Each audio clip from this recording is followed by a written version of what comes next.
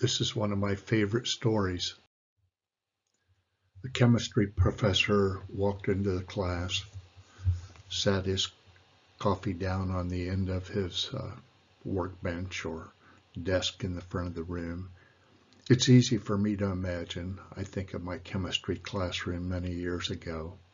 Across the front of the room was this great big long bench, workbench if you will.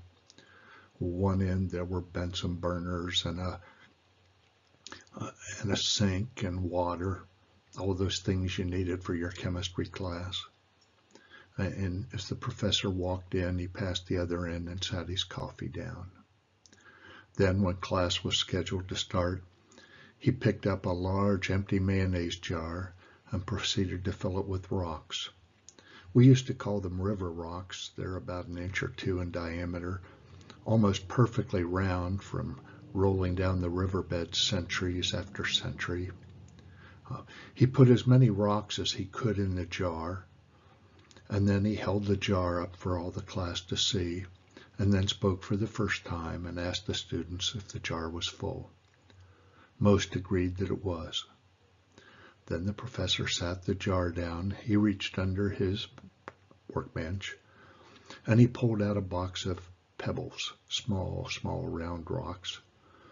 And he poured them into the jar, and he shook the jar lightly as he poured them in, and the pebbles settled in around the rocks. The students all laughed. Then, without saying a word, the professor picked up a box of sand from under his desk. And he shook the jar and poured the sand in, and of course the sand filled up all the spaces between the rocks and pebbles. Then the professor held up the jar. Now I want you to realize that this represents your life.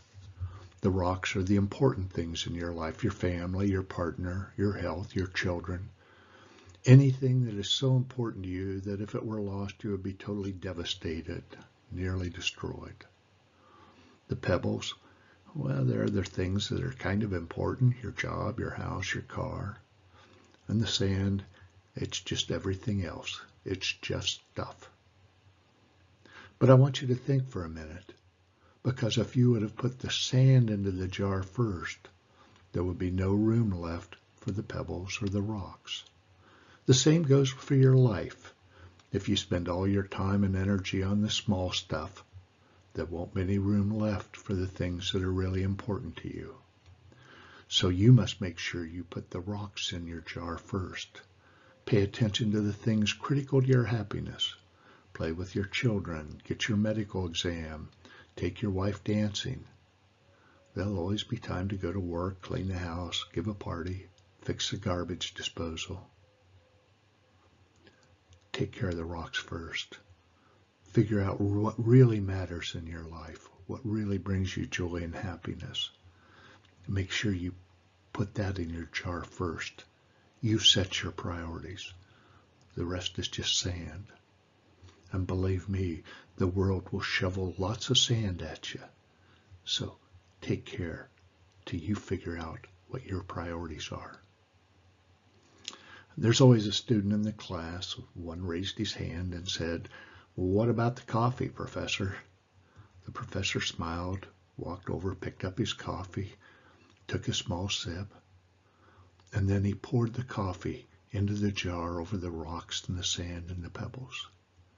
And he laughed and he says, "Well, I guess the coffee's to remind us that no matter how busy we are, no matter how full our life is, we should always take time to have a cup of coffee with our friends."